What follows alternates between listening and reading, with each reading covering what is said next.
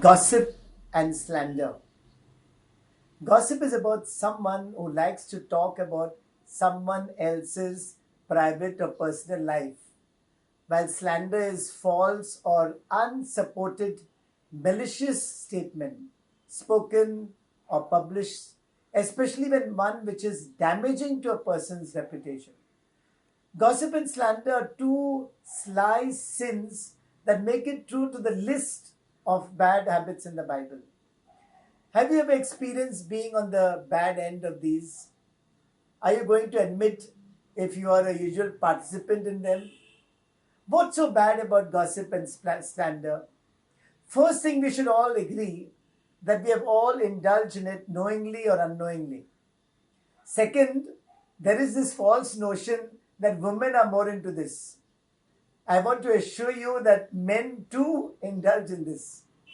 It has become so part of our lives that we are not even aware that it is wrong and sinful. Therefore, I really want to thank those responsible for choosing this topic. I want to stress that gossip and slander are one of our most widely shared and often most unconscious addictions. People rarely consider themselves, gossip addicts, even when they are filling the empty spaces in conversation with tales about their workmates, friends, or even family members. Someone like Mr. A, who will forward a message with the entire story behind Mrs. C's recent firing, or Mr. J sharing about his neighbor's affair with so and so. If you were to spend a day noticing how you talk about other people, you might begin to recognize a slightly compulsive quality in your desire to share such news. Maybe you do it, for entertaining or to lighten the atmosphere. Maybe your impulse is purely social, a way of bonding with others. But anyone who's tried to stop gossiping usually finds out that it isn't easy, habit to stop. And that should tell you something about why there are so many quotes in the Bible denouncing it. Any real journey to spiritual maturity will at some point demand that you learn to observe your own tendency to gossip and slander, and then learn to control it and stop it. This goes against the fifth commandment. Thou shalt not kill. It is character assassination. Of course, only a committed hermit can completely abstain from talking about other people. We didn't gossip, then what we'll talk about? We'll say, talk about the government, COVID-19. Can we do it all the time? So some psychologists say that gossip is an instinct. It's a kind of it's hardwired in us, and that language evolved because early humans needed to talk about each other in order to survive as social groups. They also have reports, which did some research in a workplace, and they found out nearly 65% of the conversation in the office was, people talking about themselves, and others. What makes gossip problematic is not what we do, but how and why we do it. Some kinds of gossip help. Other types of gossip are more like junk food for the mind. And then there's the nasty gossip, the kind that creates rifts between people, wrecks reputations, and even breaks up communities. And versus slander, when false or unsupported malicious statements are made of others. There is a confusion about understanding gossip. Sometimes anything we share about someone, is referred to as gossip. I remember some youth, when we were having this discussion on this topic of gossip, they were sharing, saying whenever we talk about others at home, our parents would stop us saying, y'all are gossiping. So, I'll make a difference between good and harmful gossip. Actually, good gossip is not gossip, actually, but talking about people. So, how do we tell the difference between good gossip and harmful gossip? See, when is good gossip helpful or at least harmless? And how we can engage in this harmless kind without stepping over the line. So, let's talk about good gossip. First, it helps in informal exchange of information. Gossip is indispensable to the running of any institution. Like in a college, for example, students relate, to their teachers. They want to choose their subjects, which teachers are good, and so on. So they ask around. If you want to have a coach, for example, you'll want to know about him. How is he good? What is his experience? If you want to have a regular, a plumber, an electrician, you want somebody to paint your house or do your accounts job for you. So surely you will make inquiries about this person. So this kind of conversation helps us to understand about themselves, in your relationship with them, if you were to work, with them. So sometimes when we talk about other people, you often do it in a genuine spirit of inquiry, a desire to unravel the mystery, of another person. After a certain meeting, for example, in the church or society, you may ask, why do you think this person was speaking harshly? He's not always like that. You may want to know, why. And then you will get an answer. Recently he's got some pressure or sugar problem. And then you're relieved, okay, that is the reason. Or you've joined a company and your boss speaks very harshly to you. And you're just wondering. And then you make inquiries, with the others there, why is he like that? Or is he like that with all?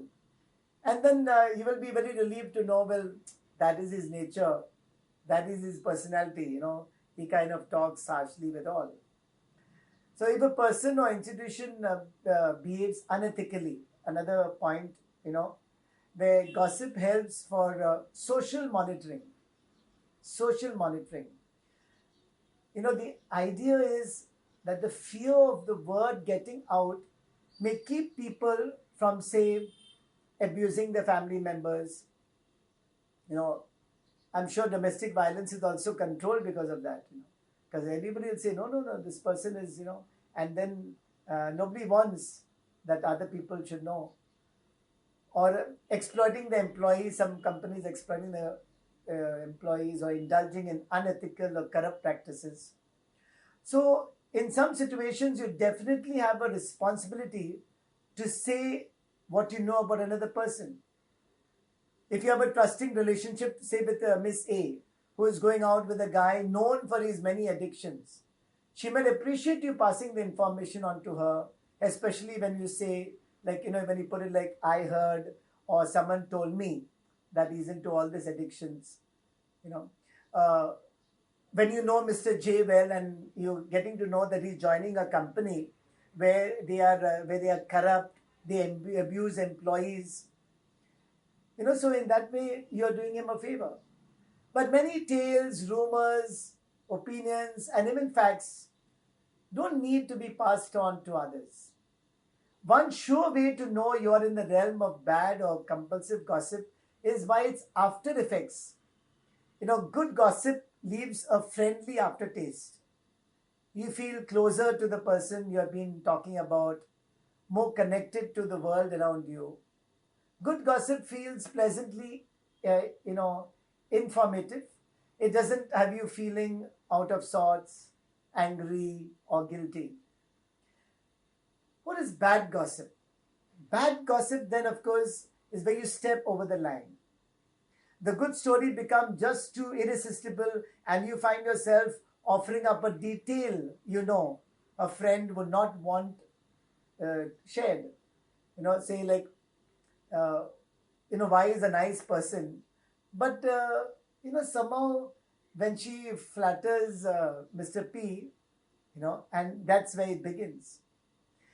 Have you hung up after a gossip phone conversation, feeling kind of wasted? You wasted your time, as though you lost energy, and or felt depressed after lunch with a friend, realizing that you spent your time on gossip and slander, making you feel bad about the same?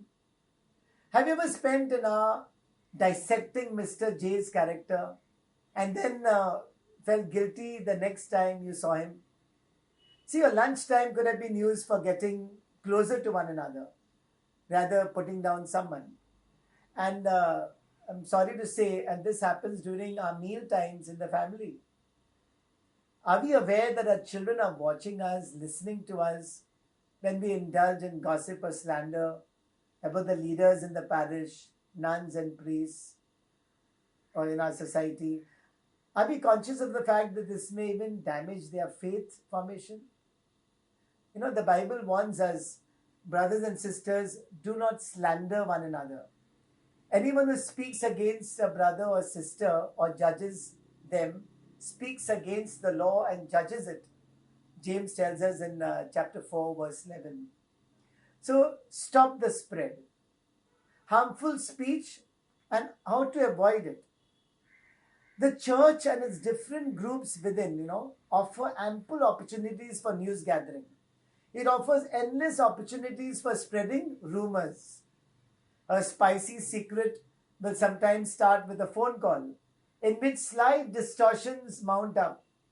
And by the time the story has made the rounds, it often bears only the slightest relationship to the truth. So when someone tells you that X is mean to people, you never really know if it's exaggerated or downright false. And even if the story is true, there's the deeper and equally serious question of how much harm you would cause by spreading it. Sometimes a person behaves negatively because he or she must have had a hard day or maybe going through a difficult emotional health situation. All of us, sometime or the other, may have, got angry or did something or said something, not keeping with our personality. Taking this one example and permanently painting a negative picture of the person is truly wrong. It is slander. And we indulge in it to get back at the person who did wrong to us or to someone we love. Would we not get upset, if our one-time wrong behavior is made out to make us a total failed person? Just imagine. So remember, we are all imperfect, normal human beings. We make mistakes. That is why the Lord has warned us in Matthew chapter 7, verses 3 to 5. He says, why do you see the speck in your neighbor's eye, but do not notice the log in your own eye? Or how can you say to your neighbor, let me take care of the speck out of your eye? Not take out the speck, but the log is in your eye. It says, you hypocrite, first take the log out of your own eye, and then you will see clearly to take the speck out of your neighbor's eye. Let us keep that in mind always, that none of us is perfect. Remember, the followers of Christ are fair and honest and will never speak negatively about someone who is not there to defend himself or herself. Negative gossip leaves an especially, a nasty aftertaste, whether you speak or hear it. That aftertaste is the inner effect of gossip. And it's a usual indication that your words or tone have done some damage to your conscience and your relationship with God. You cannot directly, direct negativity towards someone else without having it hurt you. Perhaps you suspect that you are a little bit addicted to gossip. If you want to change a gossip habit, it's a good idea to start by taking an honest look at what you get out of it, the motivation. Most human beings have some insecurity, We have some insecurity when our relations, neighbors, and peers do better than us. So what happens? Their success makes us feel unworthy. That's when we might find ourselves resorting to gossip about them or even slander in order to spoil their name and make us feel not so bad after all. Perhaps the darkest reason behind gossip is a desire for, to put it bluntly, getting even. The person you love leaves you. A teacher dismisses you from class. You have a fight with a friend who doesn't want to relate with you. You are hurt or angry, and you don't feel that you can clear it up by talking to the person with whom you are upset. So when you share this story, you discharge, your pain. But most of the times you do not share your faults in that situation. You paint the other person's behavior as most unfair or cruel than it actually was.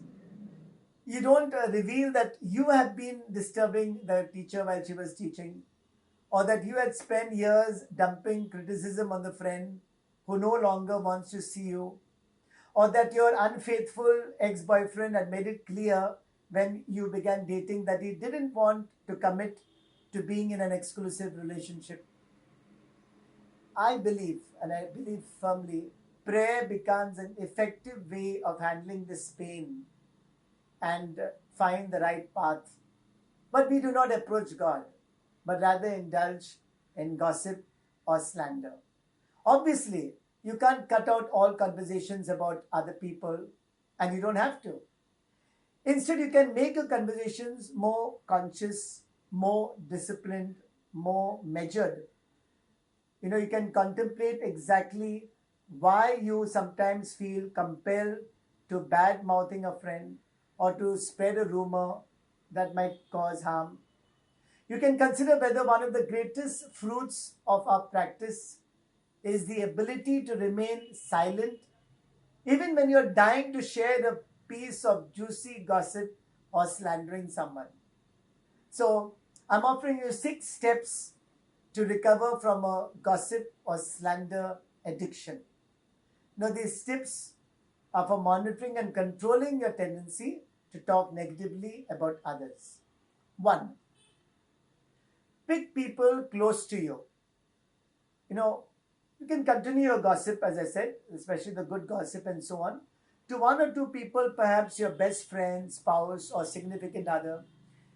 It's much easier to practice restraint with other people, than close to you. So choose someone who can keep secrets and who will support you in your desire to be more conscious of what you say. Tell them about this decision that I want to give up. So they are there to point out. The second, notice the aftertaste.